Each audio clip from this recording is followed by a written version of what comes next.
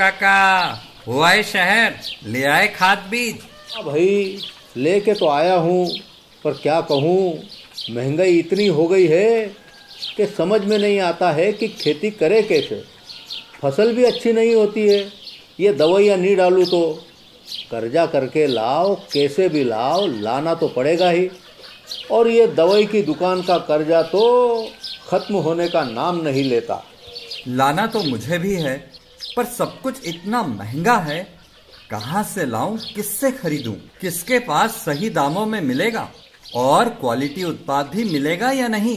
अपनी फसलों की सही दवाओं के लिए दूर दूर तक शहरों में जाना और दवाओं को लाना पड़ता है। फसलों के लिए दवाएं सही है या नहीं, ये जानकारी भी नहीं होती। फसलों की कटाई पर सही दाम मिलेंगे या नहीं, इन तमाम मुश्किलों से दूर होने के लिए आइए खेती बाड़ी केंद्र। खेती बाड़ी केंद्र एक ऑनलाइन सेवा केंद्र है जिससे आप अपने मोबाइल के द्वारा जुड़ सकते हैं, जहां आपको अपनी खेती के लिए सही प्रकार की दवाएं मिलेंगी, वो भी होलसेल मूल्य पर। वो सभी दवाएं सीधा निर्माता से लेकर आप तक पहुंचाते हैं, यानी कि बीच में होने वाले सारे खर्च की बचत आपकी जेब में। साथ ही साथ दवाओं को लाने और ले जाने की झंझट से भी छुटकारा। अपनी मुश्किलों को दूर करने के लिए आप खेती बाड़ी केंद्र पर एक मिस कॉल करें। खेती बाड़ी केंद्र का किसान मित्र आपसे तुरंत संपर्क करेगा और आपको सभी जरूरी जानकारी देगा। खेती बाड़ी केंद्र की फ्रेंचाइजी लेकर खेती बाड़ी मित्र बनिए और किसानों की सेवा कर देश की तरक्की में भागीदार बने। आज ही संपर्क करें नीचे दिए गए नंबर पर और खेती बाड़ी केंद्र से जुड़े। ये है खेती बाड़ी केंद्र ऐप। अच्छा, किसानों की सरदारी, उन्नत खेती बाड़ी। खेती बाड़ी केंद्र, देश के अन्नदाता की दुकान।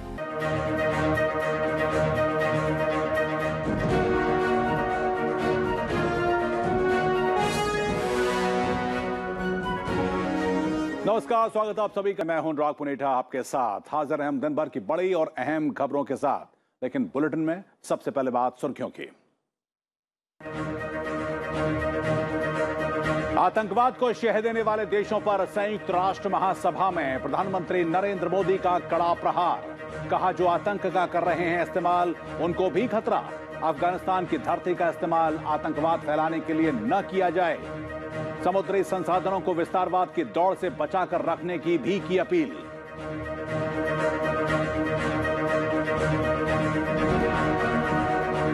भारत अमेरिका के बीच और मजबूत होंगे रिश्ते। प्रधानमंत्री नरेंद्र मोदी के साथ शिखर वार्ता में राष्ट्रपति जो बाइडेन का बयान। दोनों देशों का वैश्विक रणनीतिक साझेदारी को आगे बढ़ाने का संकल्प। क्वाड नेताओं का हिंद प्रशांत क्षेत्र को स्वतंत्र और खुला रखने का आह्वान।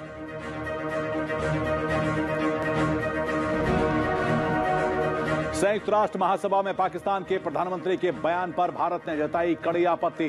भारत के फर्स्ट सेक्रेटरी स्नेहा दुबे ने कहा, पाकिस्तान का आतंकवादियों को मदद और बढ़ावा देने का रहा है इतिहास। संयुक्त राष्ट्र मंच के गलत इस्तेमाल का भी लगाया आरोप।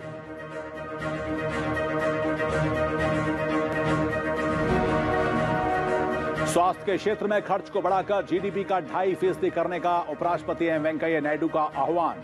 University college of medical sciences के दीक्षांत समारोह में संबोधन। पैरामेडिकल स्टाफ की कमी दूर करने के लिए मिशन मोड में काम करने की दी सलाह।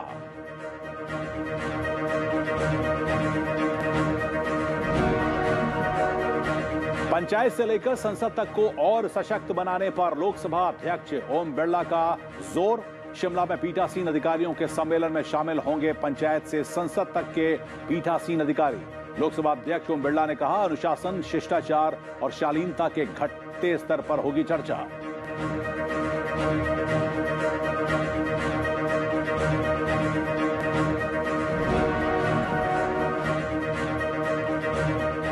और बुलेटिन की शुरुआत करते हैं प्रधानमंत्री नरेंद्र मोदी के अमेरिकी दौरे से।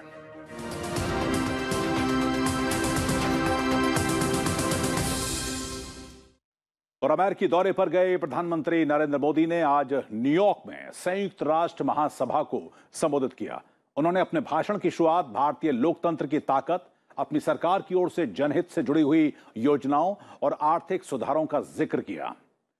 इसके साथ ही उन्होंने संयुक्त राष्ट्र में सुधार, कोरोना वायरस महामारी, कोविड वैक्सीन, अफगानिस्तान, आतंकवाद और हिंद महासागर समेत कई मुद्दों पर अपनी सरकार और भारत का पक्ष रखा।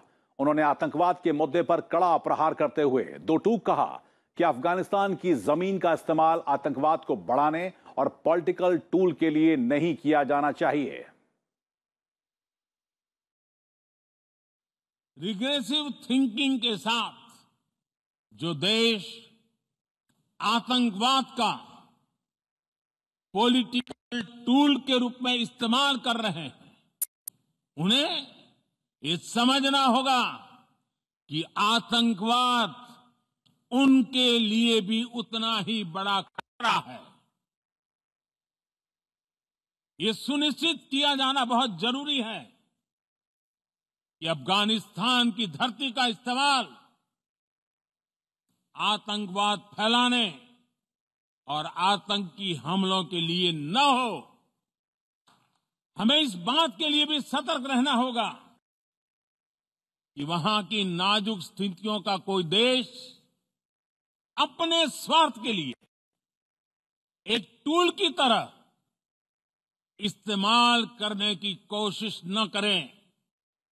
इसके साथ ही दुनिया भर के वैक्सीन निर्माताओं को भारत में वैक्सीन बनाने का निमंत्रण देते हुए प्रधानमंत्री ने कहा कि मानवता के प्रति अपने दायित्व को समझते हुए भारत ने एक बार फिर दुनिया के जरूरतमंदों को वैक्सीन देना शुरू कर दिया है और भारत ने दुनिया की पहली डीएनए वैक्सीन विकसित कर ली है। इसे 12 वर्ष से अधिक उम्र के किसी भी व्यक्ति को दिया जा सकता है।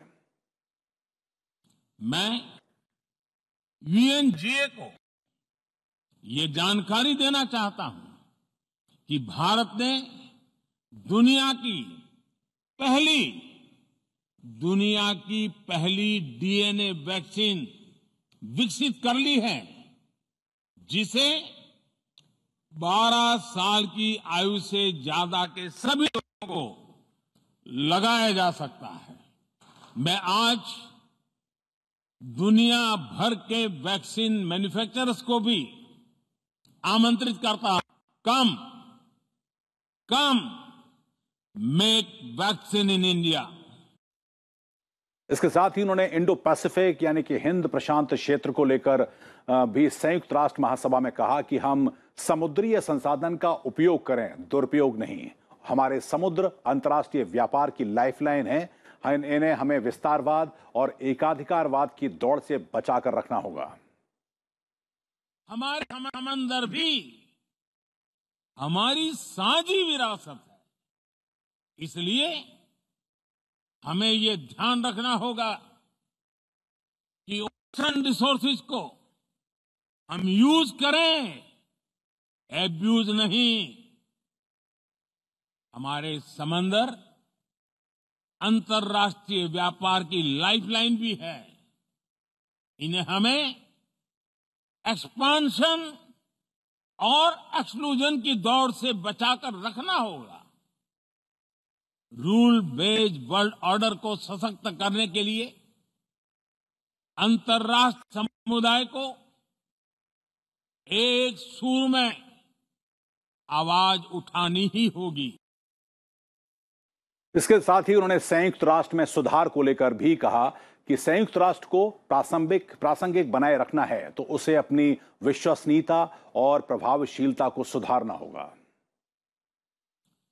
संयुक्त राष्ट्र को खुद को प्रासंगिक बनाए रखना है तो उसे अपनी इफेक्टिवनेस को सुधारना होगा, रिलायबिलिटी को बढ़ाना होगा। यूएन पर आज कई तरह के सवाल खड़े हो रहे हैं।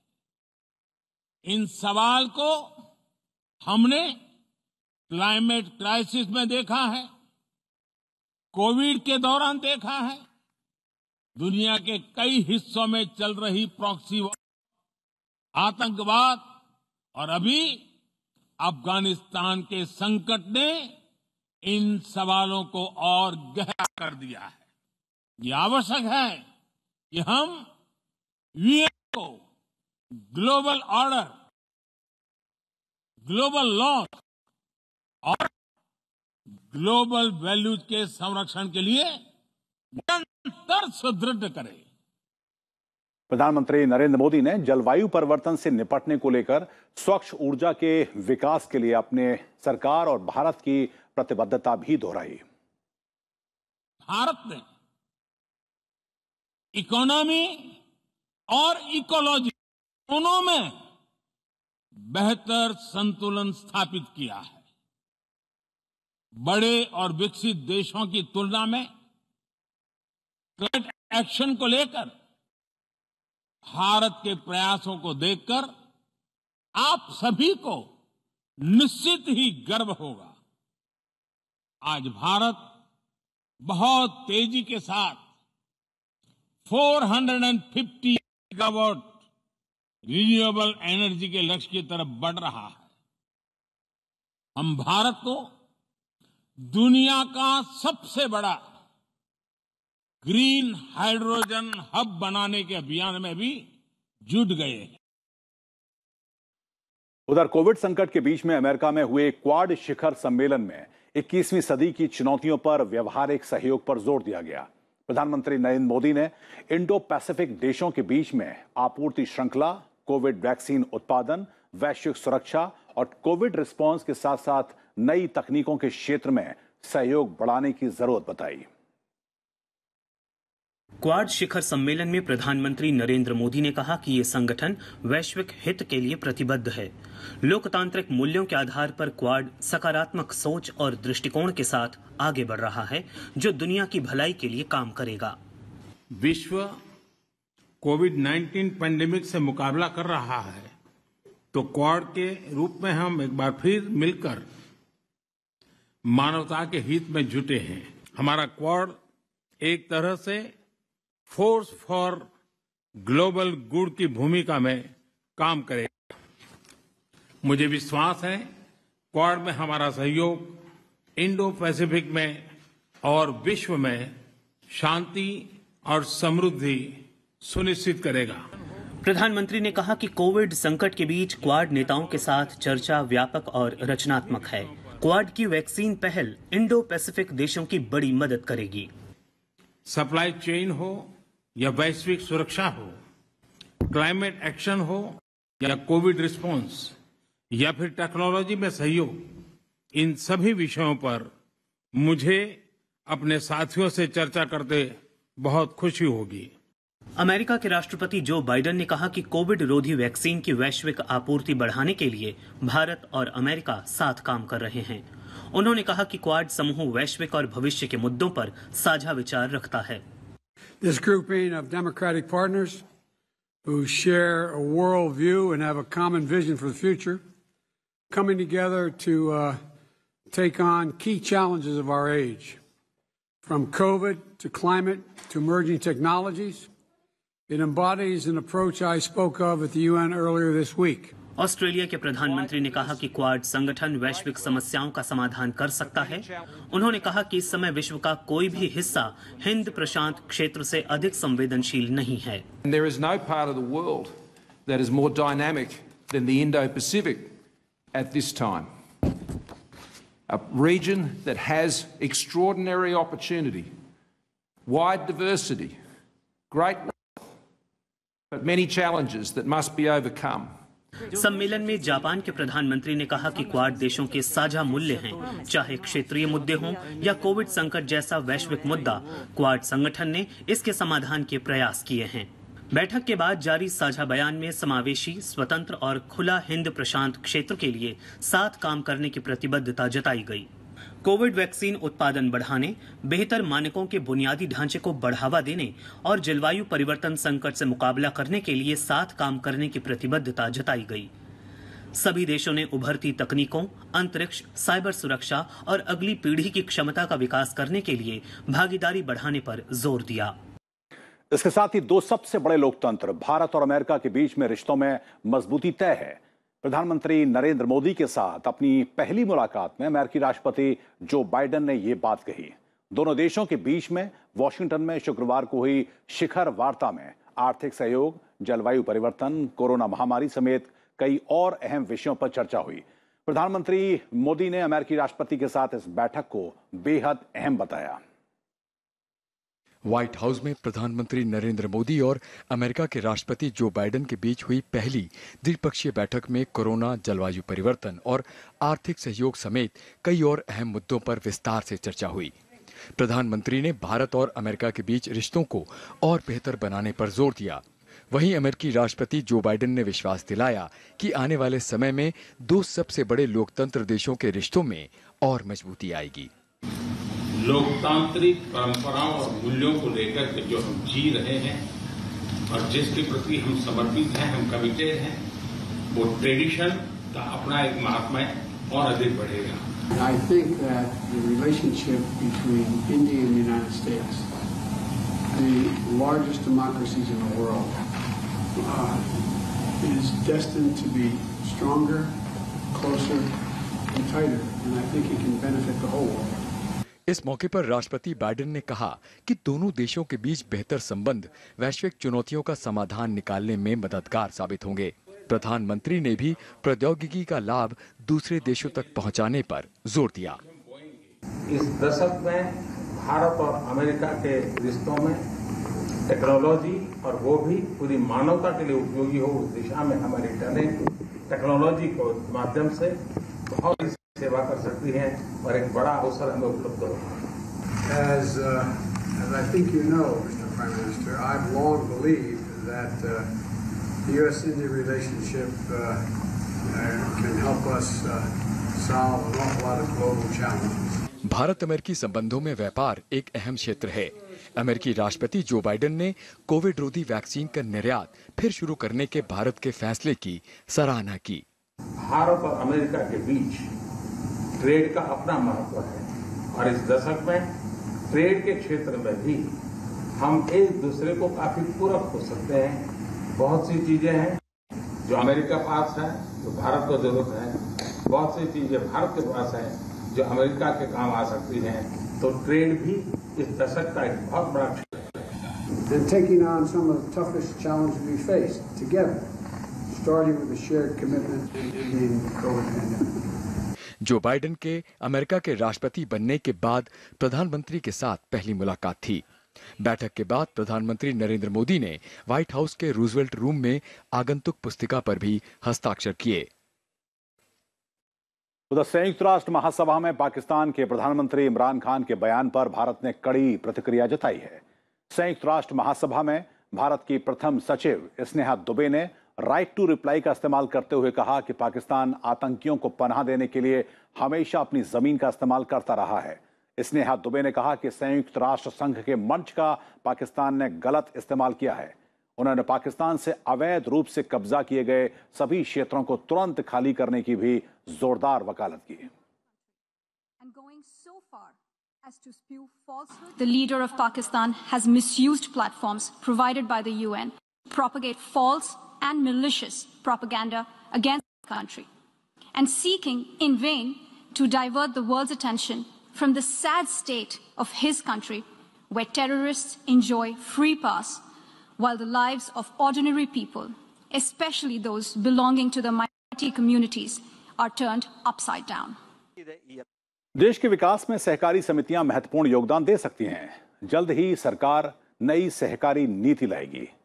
दिल्ली में आज सहकारी समितियों के सम्मेलन को संबोधित करते हुए केंद्रीय सहकारिता मंत्री अमित शाह ने यह बात कही। उन्होंने कहा कि ग्रामीण क्षेत्रों में विकास सहकारी क्षेत्र को मजबूत, आधुनिक और अधिक पारदर्शी बनाने के लिए सहकारिता मंत्रालय बनाया गया है। अमित शाह ने अगले 5 सालों में प्राथमिक कृषि सहकारी समितियों की संख्या 65,000 से बढ़ाकर 3 लाख तक ले जाने की घोषणा की।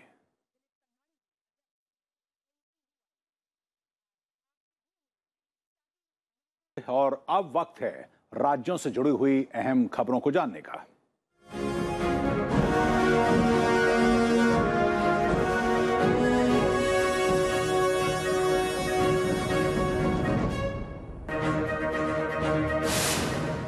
केंद्रीय रक्षा मंत्री राजनाथ सिंह ने राष्ट्रीय रक्षा कॉलेज के 59वें दीक्षांत समारोह में देश में मौजूद चुनौतियों, जियोपॉलिटिक्स, मसलों और भारत की रक्षा रणनीति के बारे में बात करी। उन्होंने कहा कि महामारी के बावजूद छात्रों ने चुनौतियों को अवसर में बदला है।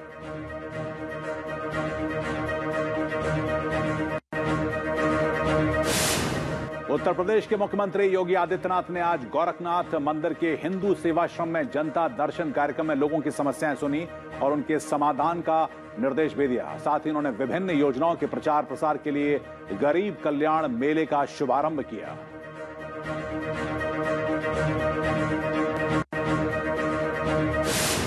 गुजरात में बीजेपी की वरिष्ठ विधायक नीमाबेन आचार्य विधानसभा की पहली महिला अध्यक्ष होंगी। बीजेपी और कांग्रेस के विधायकों ने उनका समर्थन किया है। वहीं सोमवार से शुरू हो रहे 2 दिवसीय मानसून सत्र में उपाध्यक्ष का चुनाव भी किया जाना है। त्रिपुरा के मुख्यमंत्री विप्लव देब प्रदेश में आयुष्मान भारत प्रधानमंत्री जन आरोग्य योजना के 3 साल पूरा होने पर आयोजित एक कार्यक्रम में शामिल हुए। इस मौके पर प्रदेश सरकार की ओर से आयुष्मान कार्ड का वितरण किया गया।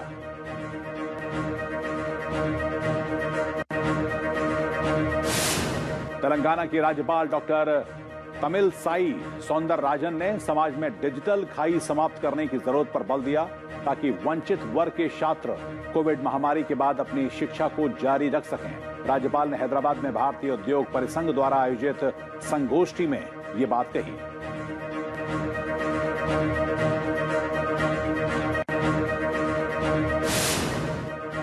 बिहार में राज्य सरकार ने कोविड प्रतिबंधों में छूट देने का फैसला किया है। सभी आंगनवाड़ी केंद्रों और प्री प्राइमरी स्कूलों को फिर से खोलने की अनुमति दी है। मुख्यमंत्री नीतीश कुमार की अध्यक्षता में आपदा प्रबंधन दल की बैठक के बाद यह निर्णय लिया गया।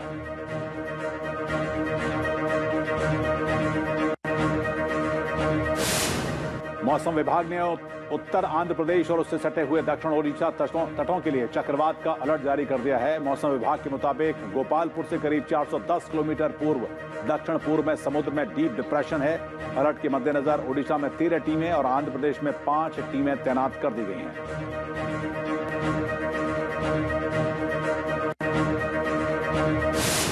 उत्तर प्रदेश के गौतम बुद्ध नगर में मच्छर जनित रोगों की वजह से अस्पतालों में मरीजों की संख्या में भारी इजाफा हुआ है। यहां पर डेंगू के 21 से ज्यादा मामले आ चुके हैं। बच्चों में सांस लेने में दिक्कत और ब्रोंकोपनिया के मामले तेजी से बढ़े हैं।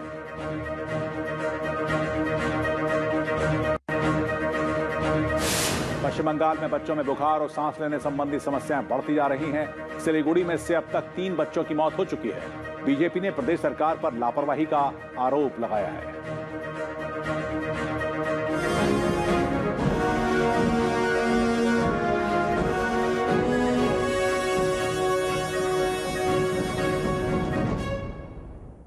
पंडित दीनदयाल उपाध्याय को देश आज याद कर रहा है। देश भर में आज उनकी 105वीं जयंती मनाई जा रही है।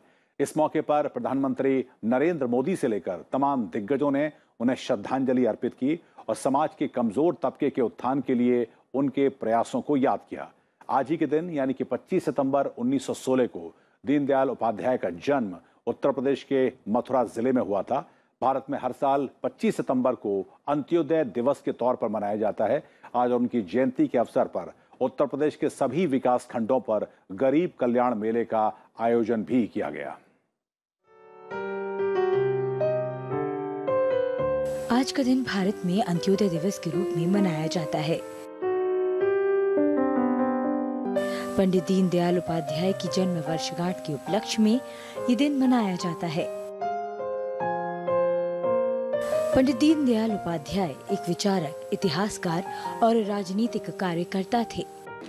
विचारधारा को प्रतिपादित करते हुए एक राष्ट्रीय राजनीतिक दल के रूप में स्थापित करने में और आज जो दुनिया की सबसे बड़ी राजनीतिक दल के रूप में उभर करके भारतीय जनता पार्टी आई है, उसके नींव को रखने वाले हमारे पंडित दीनदयाल उपाध्याय जी थे। 25 सितंबर 2014 को मोदी सरकार ने अंत्योदय दिवस के रूप में घोषित किया था। अंत्योदय का अर्थ है सबसे गरीब व्यक्ति का उत्थान करना। 1916 में मथुरा में जन्मे पंडित दीनदयाल उपाध्याय भारतीय जनसंघ के प्रमुख नेताओं में से एक थे। ये 1953 से 1968 तक भारतीय जनसंघ के अध्यक्ष थे। ये साम्यवाद और पूंजीवाद दोनों के आलोचक थे।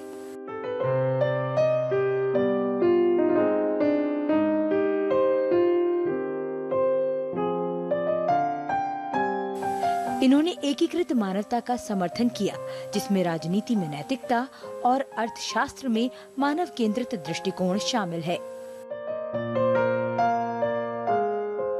इन्होंने स्वदेशी और लघु स्तरीय औद्योगिकीकरण का समर्थन किया।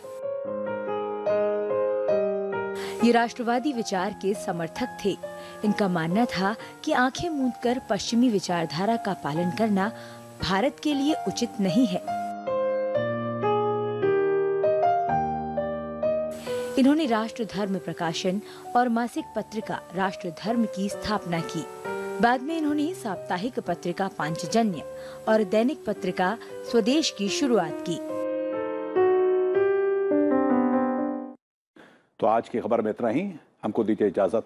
नमस्कार।